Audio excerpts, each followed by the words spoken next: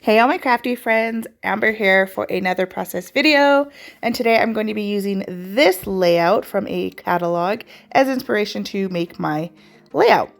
If you are interested in any of these products, you can visit my website, scrapwithamber.closetomyheart.com, and I'm going to be using the Happiness Lives Here collection for today.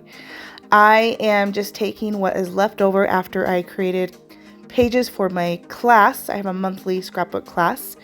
And I like to always make a 12 by 12 page to kind of showcase a paper collection.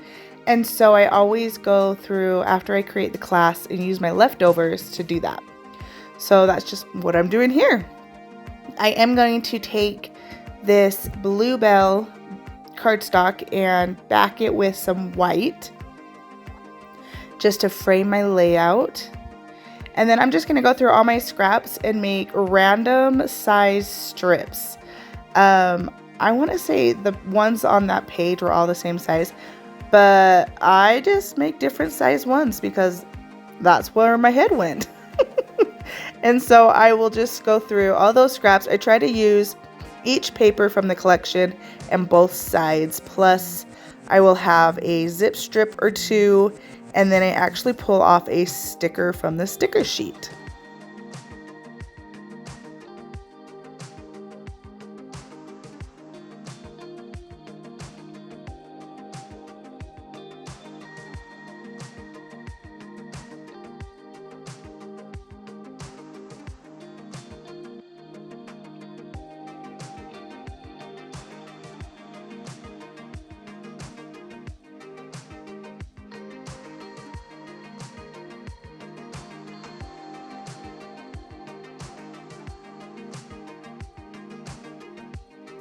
Okay, after I get these all lined up about where I want them, all I'm going to do is slide them to the edge where they'll be butted up against, and then I'm just going to tear that other edge because that's all they've done in that layout, and I don't have to pull out my 12-inch trimmer and trim them. I can just tear. So I love tearing for that simple reason. I love adding some tearing to my pages. Just looks really cute. And this is where I'm going to pull out that sticker and do the same thing. I will tear one edge of it, and then I think I'm going to start inking my pieces. I decide to take out my toffee ink, and then I have just one of our Distress Daubers blending tools, and I'm going to ink all of these pieces. I am going to cut away so you don't have to watch me do that whole thing.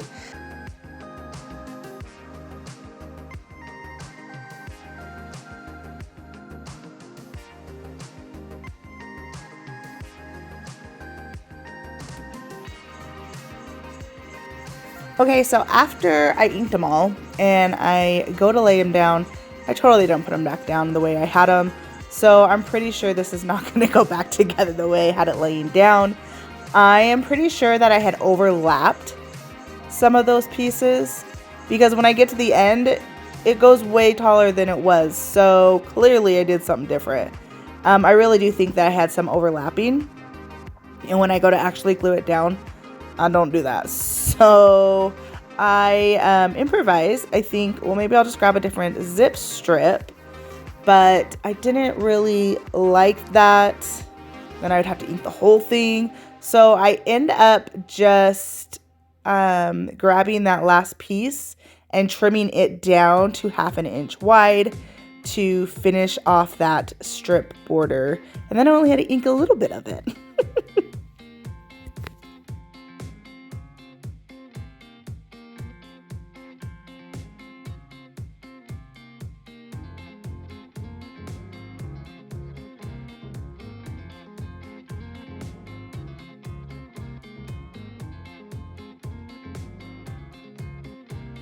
Okay, right here is when I decide to pull out one of our 12 by 12 stencils. I'm going to use some of our texture paste.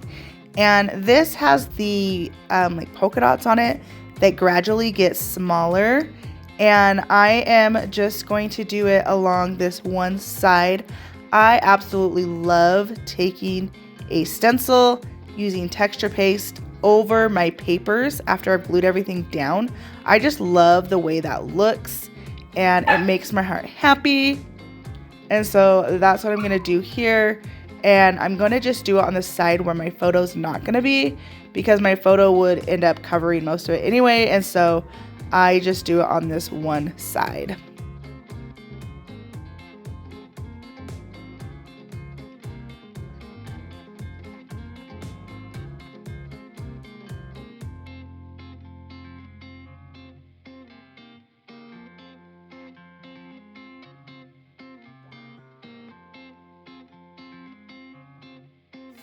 Okay, now I'm going to take my photo, and I'm simply going to take leftover scraps. I have a PML card, and I'm just going to frame that photo with a few layers behind it.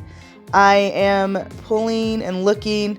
I do cut up this, and I use a couple more small pieces, but I just don't like the way it looks. I want them to go more fully across the picture, if that makes sense. And so I end up going and grabbing a piece of sage cardstock that was left over from my coordinating cardstock pack.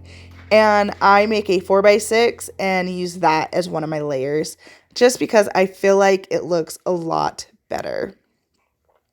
And I am going to go ahead and ink all of these pieces as well, just so that it all goes together with the page and it looks cohesive and like it goes together.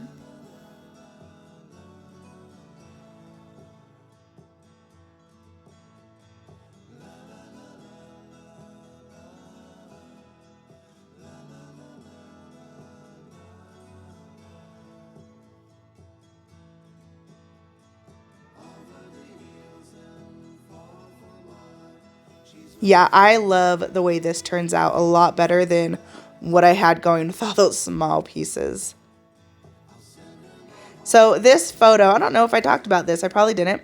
This photo is of my dad and I making goofy photo pictures. So we went and did family pictures in November. We have not done family pictures since my daughter was 9 months old. She is now 12. So it was time. And he was making fun of me because I was doing a selfie. I was like, I look pretty. I'm going to do a selfie. And he was making fun of me. He's like, doing your duck face, huh? And so I said, well, do you want a selfie with me? And so we did a selfie together. We had fun. Now I did pull out this PML card because I love that little banner piece, but I don't need the whole PML card. So I'm just going to fussy cut that. And then on the other side, it's kind of the same thing. It had a banner, but it went the other direction.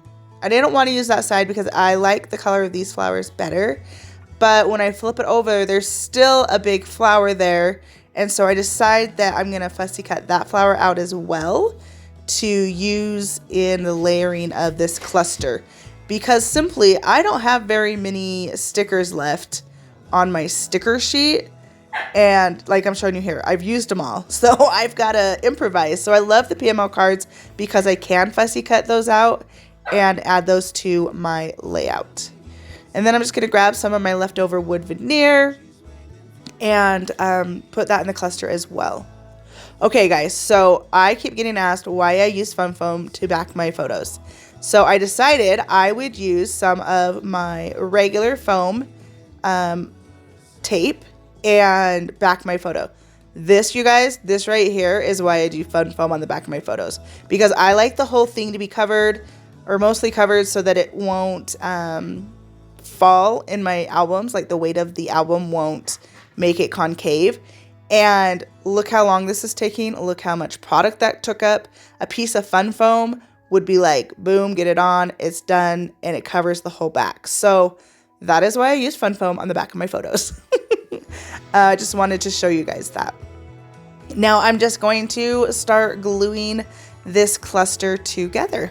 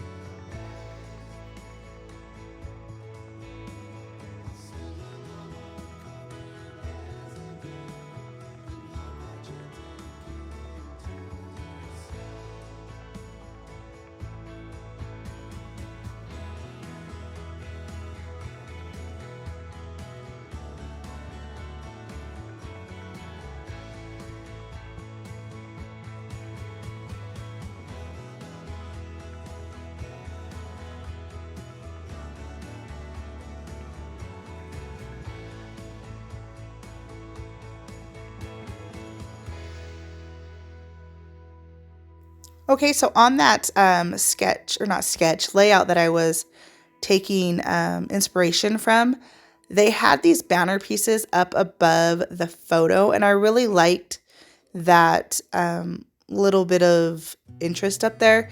And so I do take some of the leftover pieces that I tore off my strips, and I create 3 little banners, and I will just tuck those up above my photo.